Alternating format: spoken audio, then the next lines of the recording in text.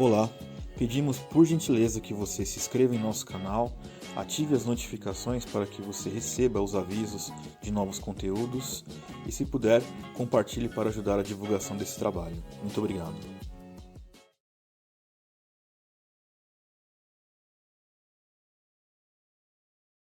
Graça e paz, meus irmãos. Que bom estarmos juntos mais uma vez, nesta manhã de domingo, para estudarmos a palavra de Deus, estudarmos o nosso símbolo de fé, o credo, que nós estamos estudando domingo após domingo. Já estamos indo hoje para a segunda aula do credo. Então, nesse momento, nós iremos orar, pedindo a bênção de Deus sobre os nossos estudos, pedindo que o Senhor esteja abençoando tudo que iremos refletir nesta manhã, para a glória do seu nome e para a edificação de sua igreja. Que o Senhor traga consolação, exortação e edificação para o seu povo. Precisamos orar, porque todo exercício de estudo bíblico, teológico, deve ser antecedido pela oração. Todas as vezes que nós vamos pensar, refletir sobre Deus e suas obras, devemos estar em uma atitude humilde, sincera e submissa, humilhada diante do Senhor. Que a nossa inteligência, o nosso raciocínio estejam prostrados diante de Deus em adoração. Então, por isso que nós devemos iniciar os nossos estudos bíblicos e teológicos nessa manhã, orando ao Senhor. Vamos orar por sua cabeça e vamos ao Senhor em oração. Nosso Deus, nós te louvamos nessa manhã de domingo, onde nós nos reunimos através deste meio, destes canais de comunicação que dispomos. Pedimos a tua bênção sobre nossas vidas. Pedimos que o Senhor nos ensine mais de Ti, da fé, da história da nossa fé, através dos nossos estudos nesta manhã sobre o credo apostólico. Pedimos que o Senhor nos fortaleça, que o Senhor nos anime, que o Senhor nos exorte, a fim de que nós sejamos sempre conduzidos a vivermos de forma piedosa, a vivermos de forma santa, a vivermos de forma que o Teu nome seja testemunhado no mundo onde nós estamos, nos ambientes onde nós estamos, no nosso trabalho, nos nossos afazeres, na nossa vizinhança, na nossa família, que nós sejamos crentes confessantes desta fé genuína que o Senhor nos deu, a fé comum a todos nós, a fé dos santos. É isso que nós te pedimos e te agradecemos no nome de Jesus. Amém. Como nós vimos no último encontro que tivemos na semana passada, fizemos uma introdução sobre o que é o credo, o que significa a palavra credo, não é? Qual deve ser a postura e o entendimento que a igreja deve ter a respeito desse assunto. Hoje nós continuaremos mais estudando especificamente a palavra creio, né? A primeira palavra do credo. Se você tem aí o texto em mãos, que foi disponibilizado para todos vocês nas nossas redes sociais, você pode observar que o credo começa justamente com a palavra latina credo, que significa creio. Creio em Deus, né? Creio em Deus Pai Todo-Poderoso, assim começa. Então a nossa aula hoje estará dividida basicamente em duas partes.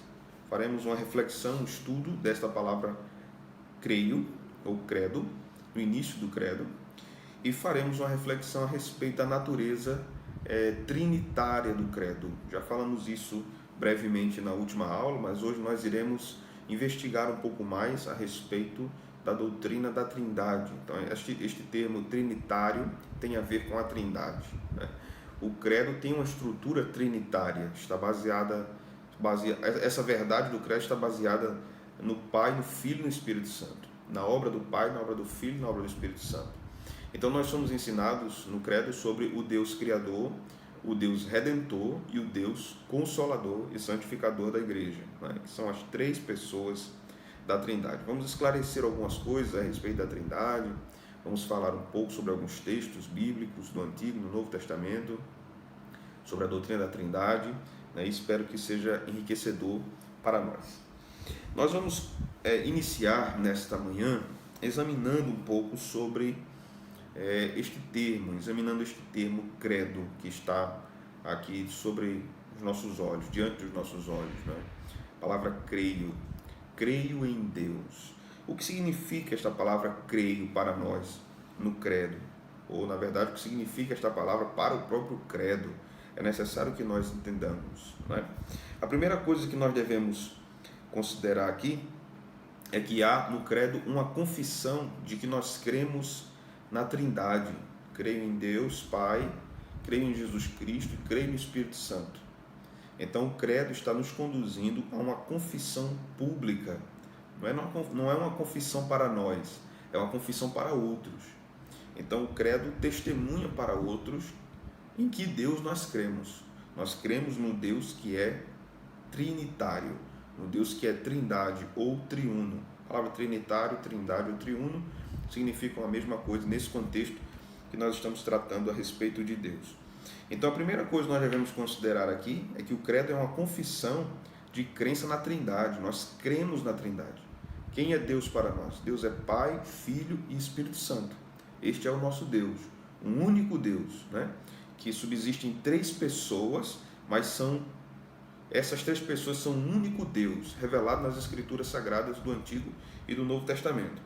A segunda coisa que nós devemos considerar aqui sobre a palavra creio é que essa confissão pressupõe uma revelação de Deus, pressupõe uma revelação natural e uma revelação verbal de Deus, né? Quando no credo nós dizemos creio em quê? Creio no Pai, no Filho, no Espírito Santo e na obra deles. Isso é revelado em algum lugar. Isso não é revelado diretamente à mente dos homens. Nós temos nas Escrituras o ensino sobre a revelação natural, ou a revelação geral, e a revelação especial. Vamos estudar um pouco sobre isso? Abra sua Bíblia no Salmo 19. Nós vamos ver isso no Salmo 19. E depois nós veremos um texto também em Romanos capítulo 1. Abra aí sua Bíblia no Salmo 19 e nós vamos observar aqui algumas questões importantes sobre a revelação natural ou revelação geral, é a mesma coisa, e a revelação especial. O Salmo nos diz o seguinte, a partir do verso 1: Os céus proclamam a glória de Deus e o firmamento anuncia as obras das suas mãos. Um dia discursa a outro dia e uma noite revela conhecimento a outra noite. Não há linguagem, nem há palavras, e deles não se ouve nenhum som. No entanto, por toda a terra se faz ouvir a sua voz e as suas palavras até os confins do mundo. Aí, pois, uma tenda para o sol, o qual, como noivo que sai dos seus aposentos, se regozija como herói a percorrer o seu caminho. Principia na extremidade dos céus e até a outra vai o seu percurso, e nada refoge ao seu calor. Vejamos que nesta passagem, do versículo 1 até o versículo número 6, nós temos a revelação geral de Deus. Os céus manifestam a glória de Deus. A natureza proclama a Deus. A natureza testemunha sobre Deus. A criação, os pássaros, o canto dos pássaros, toda a natureza, de acordo com as suas leis, né? Isso testemunha a existência de Deus, testemunha a realidade de Deus, porque nada disso podia existir e podia funcionar tão organizadamente se não tivesse uma mente inteligente por trás de tudo isso, se não tivesse um design inteligente por trás de tudo isso. Então a criação, com toda a sua complexidade, seja no reino animal, seja no reino natural das plantas, seja nos oceanos, né? Revela a Deus, revela a glória de Deus. É isso que o Salmo está falando. Mas nós devemos compreender também algo importante sobre isso. Essa revelação acontece desde que o mundo foi criado, desde que o mundo é mundo, desde que Adão foi feito e Eva. Sendo que no Éden, antes da queda, eles tinham plena consciência de que esta revelação natural apontava para o Criador e quem era o Criador, porque Adão tinha uma relação com Deus. Adão foi criado por Deus. Mas no Éden não havia só revelação natural. No Éden também havia revelação especial. Deus falava com Adão. Deus deu mandamentos a Adão, quando disse para ele não comer da árvore do jardim. Deus disse para Adão cultivar o jardim, proteger o jardim. Deus disse para Adão multiplicar-se, governar a terra. Deus deu mandamentos a Adão, e nós chamamos isso também, em teologia, de mandatos, né? Mandatos da criação, mandato social e mandato cultural. Então nós observamos que existem duas formas de Deus se revelar.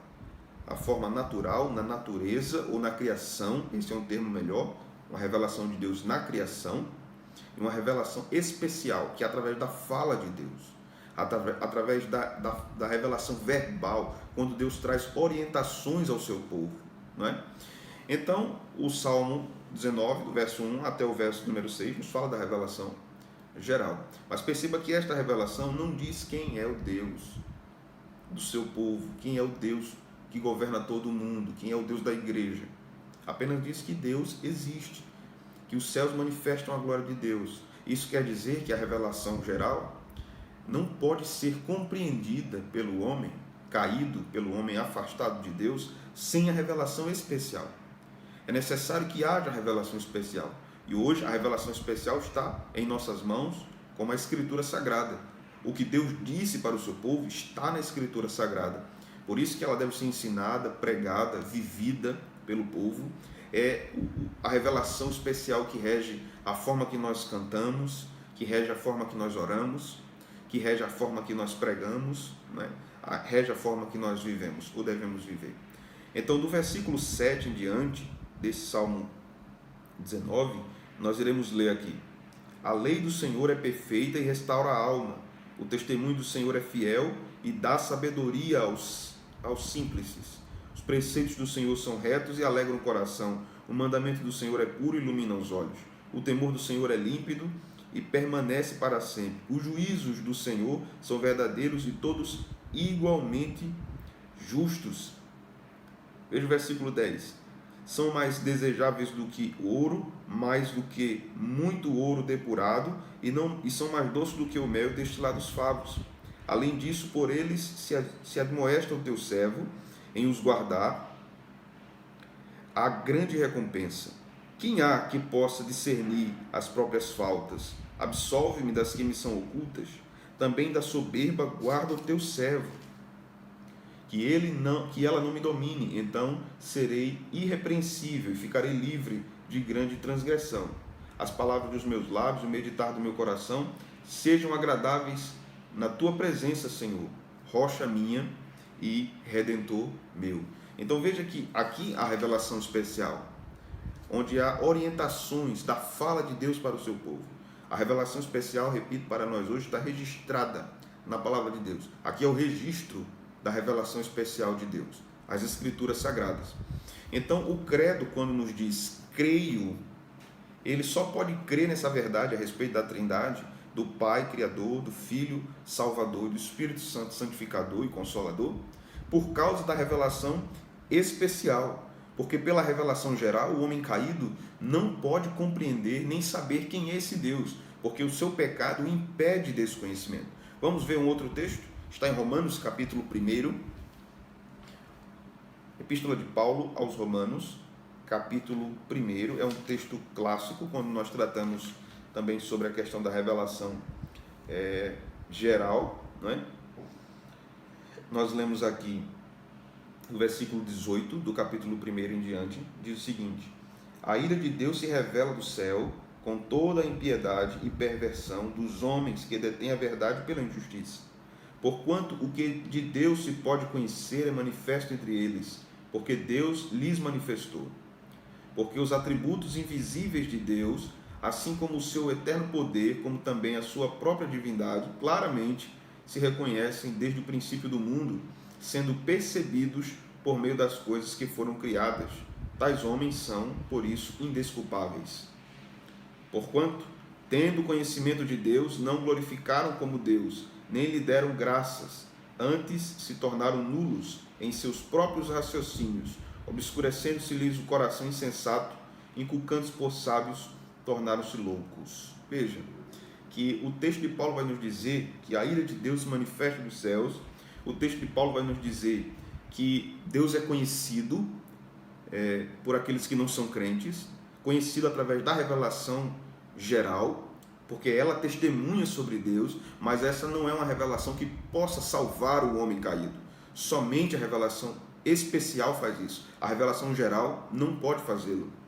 Então no versículo 20, o texto nos diz: porque os atributos invisíveis de Deus, assim como o seu eterno poder, como a sua própria divindade, claramente se reconhecem desde o princípio do mundo, sendo percebidos por meio das coisas que foram criadas. Então Paulo está dizendo que a criação testemunha a respeito de Deus. E é possível reconhecer que existe um Deus criador e um Deus juiz quando nós olhamos para a criação.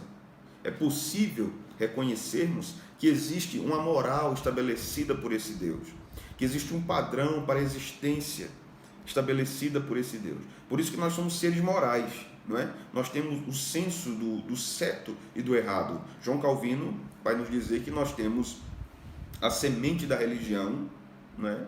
E o senso da divindade. Então todos nós também somos seres religiosos, isso faz parte desta revelação geral, né? Todos nós temos a percepção de que Deus existe, todo ser humano, até aqueles que dizem que Deus não existe, até os ateus, né? Até os ateus precisam de Deus para afirmar que Deus não existe, né? Então, por causa disso, o credo está dizendo, creio.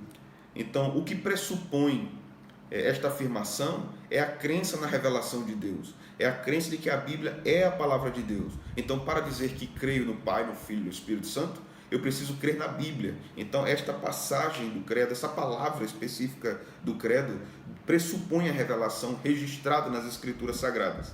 Então, por isso que um dos solas da Reforma Protestante, né, existiam 5 solas, o primeiro sola é sola Escritura, porque a nossa fé é baseada nas Escrituras. Recebemos o dom salvífico da fé, mas somos guiados neste conhecimento de fé pelas Escrituras. É por ela que o Evangelho é pregado, né? Romanos 10 e 17. É por ela que nós cremos. É por ela que nós somos santificados. João 17, 17. Jesus ensinou isso, né? Então a palavra nos santifica, a palavra nos converte, a palavra molda a nossa mente. O Espírito Santo usa a palavra como instrumento para isso, para a pregação e para a santificação do povo de Deus, certo? Então essas são algumas considerações. Existem ainda algumas outras que nós devemos considerar aqui. Que o credo, quando diz creio, né, ele confessa um relacionamento de Deus com o homem. O credo está dizendo que o homem tem um relacionamento com Deus, quando ele diz creio em Deus. Então existe um relacionamento filial aí, um relacionamento entre pai e filhos. Nós somos filhos adotivos.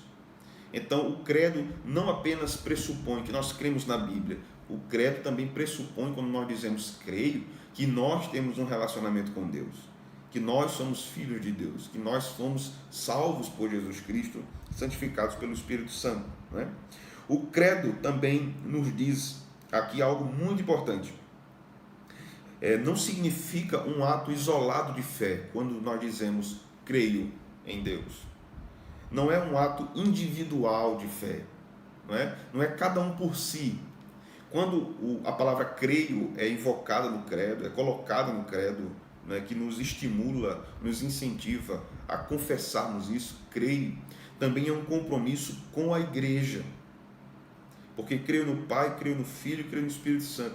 Creio na Santa Igreja Católica, como vai dizer o credo mais à frente. Então a minha confissão de fé está comprometida com Deus, com a sua palavra e com a sua igreja. Porque eu não creio sozinho e eu não confesso a Deus sozinho. Eu confesso junto com a igreja. Veja, há uma passagem interessante do teólogo suíço Calbart, quando ele trata sobre esta questão da confissão, né? Barth vai nos dizer uma coisa muito interessante aqui. Veja, ele diz o seguinte: credo ou creio, no início do símbolo, não significa o ato de fé de uma pessoa bem disposta, bem dotada ou mesmo especialmente erudita, propriamente falando. O ato do credo é o ato da confissão, mas o sujeito da confissão é a igreja e, portanto, não o indivíduo em si, nem em virtude de qualquer sinal humano ou certamente divino que ateste a sua individualidade, mas o indivíduo exclusivamente em virtude dele carregar a marca de ser membro da igreja. Quando a realidade de Deus, na medida em que ela afeta o homem, é reconhecida pela igreja, na forma de cognições definitivas alcançadas da revelação de Deus, então vem a existência neste público. E o responsável a esta recognição de uma confissão, um símbolo, um dogma, um catecismo, então vem a existência as cláusulas de fé. Quando o indivíduo diz, no sentido do símbolo, creio ou credo, ele não o faz como um indivíduo, mas ele confessa, ou ele se confessa. E isso quer dizer, ele inclui a si mesmo numa confissão pública, ele inclui a si mesmo como responsável, ele inclui a si mesmo na igreja, como sendo membro da igreja, membro do corpo de Cristo. Então a palavra creio significa objetivamente tudo isso, né, no credo. É maravilhoso, porque o credo é riquíssimo para a nossa reflexão cristã.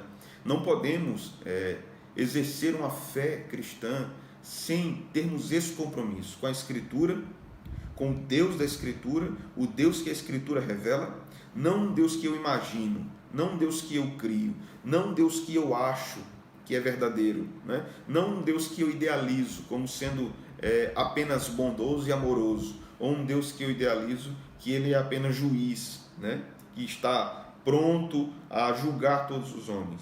Essas são caricaturas, né? Não são o que a Bíblia realmente fala completamente sobre Deus. Deus é juiz, de fato, ele julga os erros dos homens, mas Deus é salvador, Deus é amor, Deus é bondade. E isso é revelado nas Escrituras. Então, para que tenhamos uma ideia, ou melhor, que tenhamos uma apreensão correta da doutrina sobre Deus, é preciso ir para as Escrituras. Não há nenhuma outra fonte confiável para aprendermos sobre Deus, senão as Escrituras sagradas, judaico-cristãs. A Bíblia é a revelação de Deus para nós. É através dela que nós conheceremos quem é o verdadeiro Deus, o Criador e o Salvador dos homens. Devemos considerar aqui também que a palavra creio nos ensina sobre a importância da confessionalidade da igreja. Toda igreja e todo cristão é confessional. O que é confessar? O que é ser confessional? É ter um compromisso doutrinário. Todos nós temos. Alguns têm um compromisso doutrinário à parte da Escritura, que não são fundamentados pela Escritura, mas são produto do seu coração, da sua imaginação e da sua mente, do seu pecado. Outros são comprometidos doutrinariamente com o que a Escritura diz. E quando nós estamos falando de doutrina, estamos falando do dogma, nós não estamos falando apenas nas elaborações dos teólogos, nos livros dos teólogos. Nós estamos falando da doutrina da Escritura. Doutrina é ensino, o que a Escritura ensina para todos nós. Então haverá grande impacto sobre nós, né? E haverão muitos desdobramentos sobre a nossa vida, a nossa compreensão da doutrina. Quando nós compreendemos a respeito de Deus, a respeito da triunidade de Deus, a respeito da economia dessa trindade, o que faz o Pai, o que faz o Filho, o que faz o Espírito, com respeito a nós, com respeito à igreja, e como nós devemos responder isso, como nós devemos viver para a glória deste ser todo-poderoso, triuno, que é o Deus revelado nas Escrituras. Haverão grandes implicações para tudo na nossa vida, seja a nossa família, os nossos negócios, o nosso emprego, os nossos estudos, tudo na nossa vida, a nossa espiritualidade, tudo será afetado pela forma que nós compreendemos Deus. Se nós compreendermos a doutrina de Deus de forma errada e não bíblica, não escriturística, a nossa vida estará andando de forma errada. Tudo será afetado. Deus é o ponto de partida. Deus é a gênese. Deus é o alfa, não apenas da criação, mas de toda a ordem estabelecida na nossa própria vida.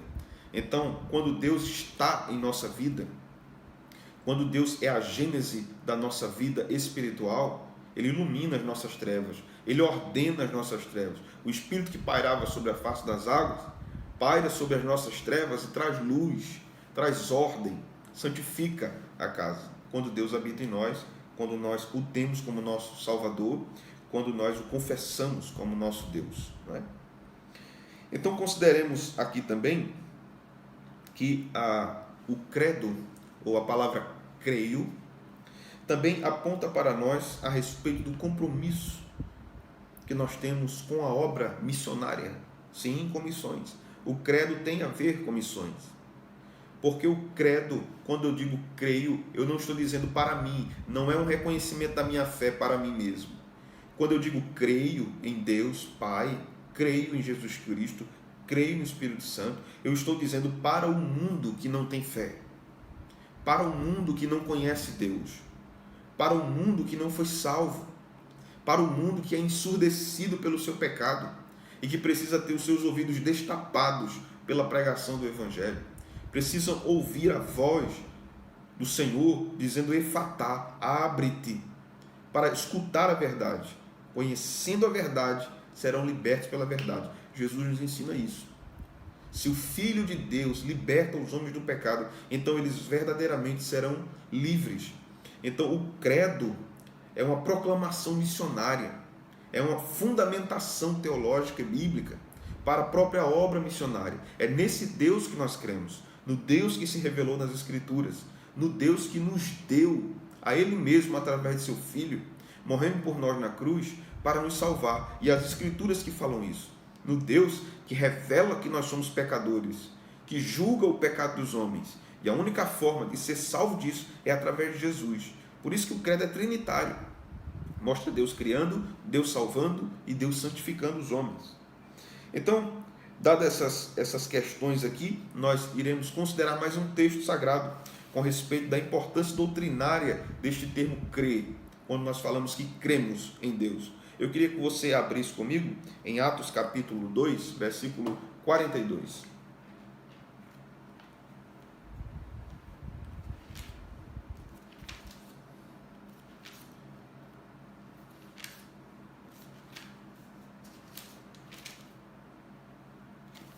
Atos dos Apóstolos, capítulo 2 e versículo 42.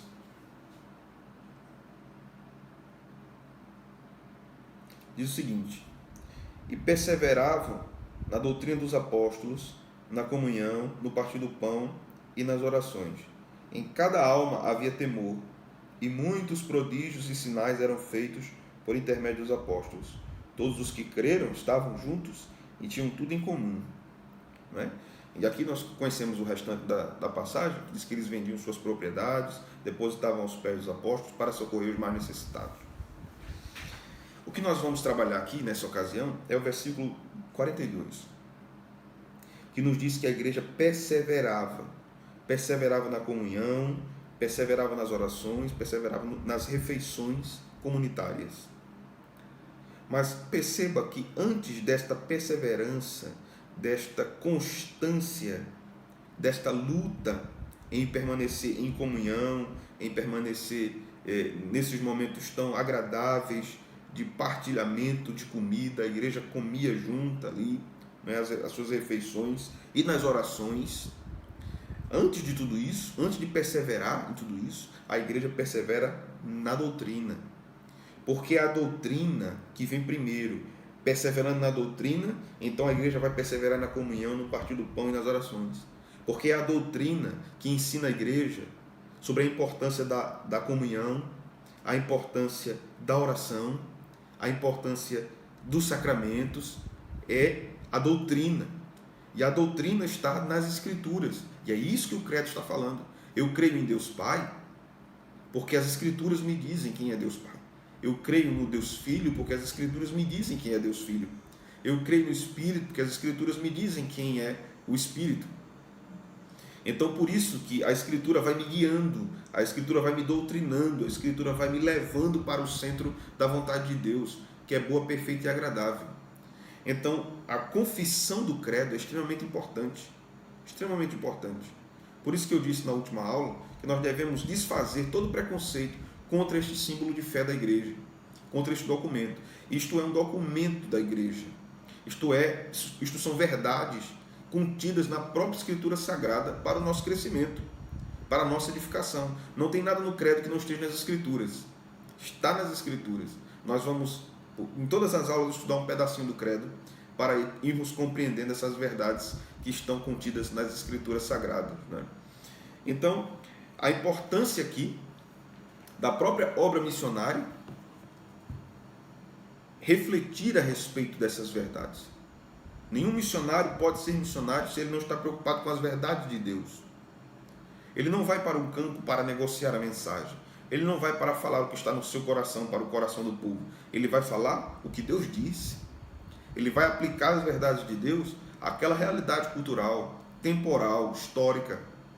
O missionário está ali para ser um proclamador, um profeta de Deus, anunciando as verdades de Deus àquele povo, amando aquele povo, como Jesus fez, cuidando daquele povo nas suas necessidades básicas também, como Jesus nos ensinou a fazer, porque Jesus fez isso e a igreja primitiva também fazia. Mas nada disso, nem a necessidade básica física do povo é mais importante do que a necessidade espiritual. Primeira doutrina, depois as outras necessidades. Primeira doutrina, depois as outras coisas. Então, não devemos esquecer da comunhão, não devemos esquecer do partir do pão, não devemos esquecer das orações. Mas tudo isso vem como consequência da doutrina. A doutrina não pode ser desprezada. Então, uma igreja sem doutrina é uma igreja que vai errar na sua forma de comunhão, é uma igreja que vai errar na sua forma de amar, é uma igreja que vai errar na sua forma de viver, porque não são formas guiadas pela palavra de Deus. É a doutrina que faz isso, que guia o povo pela vontade de Deus. Então, essa primeira parte sendo exposta, nos fala da importância da nossa confessionalidade. Todo cristão tem uma confissão, seja ela certa ou ela errada. Alguns podem até dizer, mas eu não preciso de uma confissão como essa, escrita. A minha confissão está no meu coração. Exatamente, todos têm confissões de fé. Umas são escritas e outras não, mas como já disse um teólogo da igreja contemporânea, todos têm uma confissão de fé.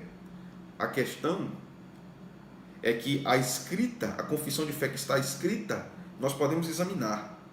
Aqueles que têm uma confissão de fé apenas no coração, que é algo particular, nós não podemos examinar. Então, a igreja crê de forma pública. A fé é algo público. Fé no sentido de confissão, de doutrina, no que a igreja crê. Então, aquilo precisa estar registrado em documento. O credo é um desses documentos. Existem várias confissões da igreja, como eu falei na última aula. A confissão de Augsburgo, as confissões presbiterianas de Westminster, a confissão de Westminster e os catecismos de Westminster, maior e breve. A confissão ou a declaração de Savoy, que é a primeira confissão de fé congregacional, uma confissão reformada. A confissão batista de Londres, a nossa confissão de fé congregacional brasileira, que a Aliança de Igrejas Congregacionais do Brasil adota.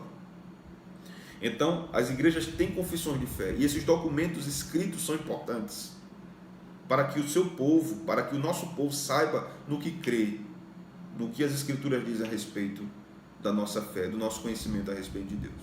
Ok?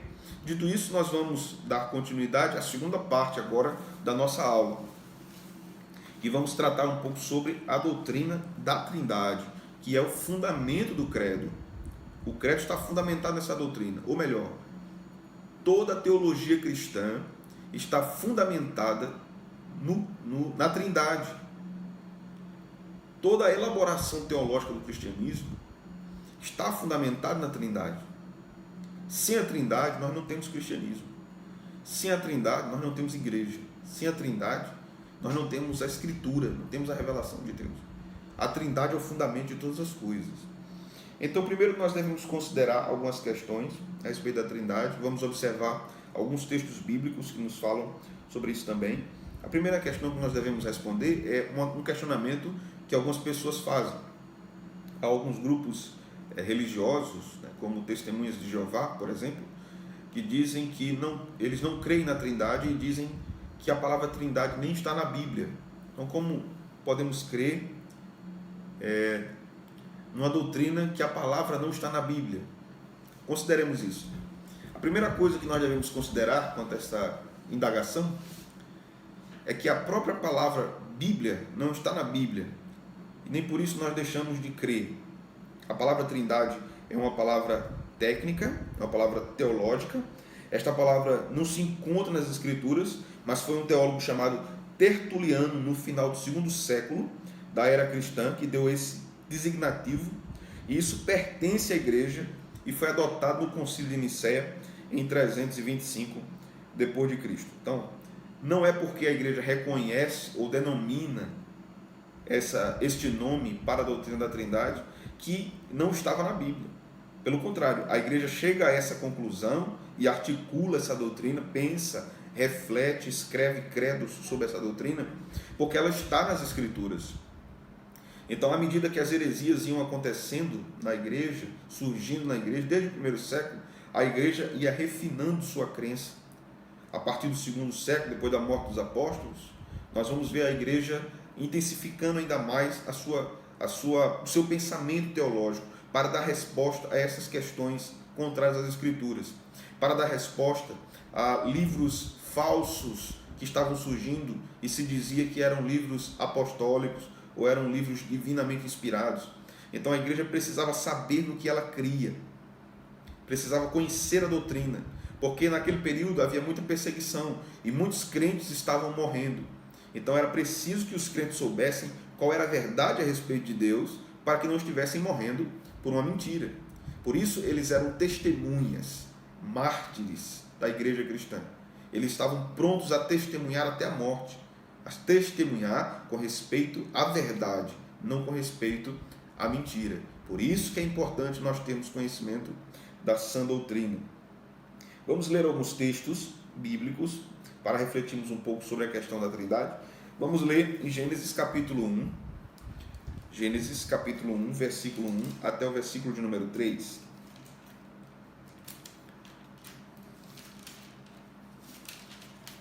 Gênesis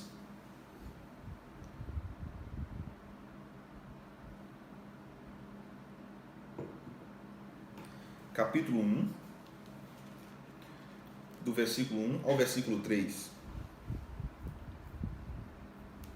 O texto nos diz: no princípio criou Deus os céus e a terra porém estava sem forma e vazia, havia trevas sobre a face do abismo, e o Espírito de Deus pairava sobre as águas. Disse Deus: haja luz e houve luz. Aqui é o início da revelação verbal registrada, o livro do Gênesis. Este capítulo nos mostra como Deus criou todas as coisas, como Deus criou o mundo, criou os homens.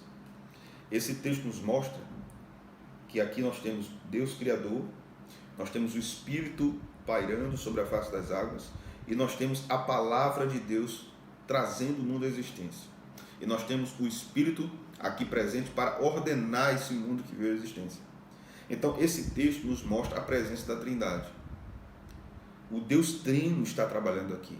Obviamente, os judeus, os hebreus, não tinham clara percepção sobre isso, porque no Antigo Testamento nós estávamos ainda numa fase de progressão da revelação. A revelação era crescente. Deus não se revelou de forma completa num momento só. Isso foi progressivo até chegarmos em Jesus. Então nós vamos ver um outro texto que tem relação com este texto aqui de Gênesis, para vermos que o Espírito Santo e Cristo estavam aqui junto com o Pai, e que nós temos três pessoas no ato da criação, na obra da criação. Vamos abrir em Jó, capítulo 33, do livro de Jó, no versículo de número 4. Jó 33, versículo de número 4.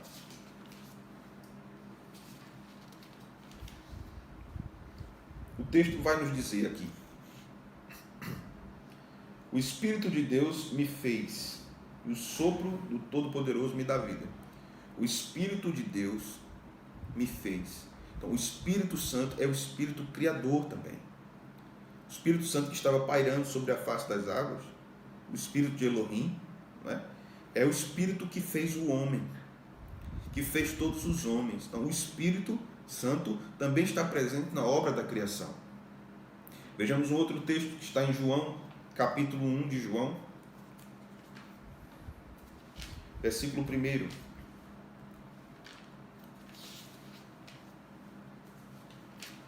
João, capítulo 1, versículo 1. O texto nos diz: no princípio era o Verbo, e o Verbo estava com Deus, e o Verbo era Deus. Veja, o texto vai nos mostrar pelo contexto que o verbo aqui, na fala de João, o apóstolo, é Jesus. E diz que o verbo estava com Deus, ou seja, com o Pai, e o verbo era Deus. João está afirmando que Jesus é Deus. Veja o versículo de número 3. Todas as coisas foram feitas por intermédio dele, e sem ele nada do que foi feito se fez. Está falando do verbo.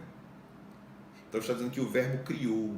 Então não apenas o Pai estava criando, o verbo também estava. Jesus também estava criando. Né? O Espírito estava criando. Vamos ler mais um texto, está em Colossenses, capítulo 1 de Colossenses. Abra aí sua Bíblia. Capítulo 1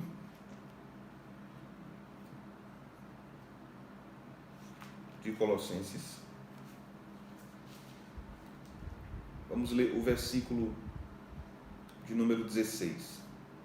O texto aqui, o contexto está falando de Jesus, da supremacia de Jesus, sobre a criação, sobre a redenção. Então, o versículo 16 vai nos dizer: pois nele foram criadas todas as coisas, nos céus e sobre a terra, as visíveis e as invisíveis, sejam tronos, soberanias, principados, potestades, tudo foi criado por meio dele e para ele. Então, tudo foi criado por meio de Jesus e para Jesus. Então, aqui nós vemos a presença ou a atuação da Trindade na criação. Esse é apenas um exemplo de muitos que nós observamos nas Escrituras. Poderíamos dar vários exemplos aqui da atuação da Trindade, não apenas na criação, mas na salvação e na santificação. Mas acredito que estes exemplos que nós demos já é suficiente. Vamos ver mais alguns outros exemplos aqui a respeito da doutrina da Trindade. Abra sua Bíblia em Mateus capítulo 3. Vamos ver um texto que é clássico, que trata sobre o batismo de Jesus. Capítulo 3 de Mateus, que vai tratar sobre o batismo de Jesus.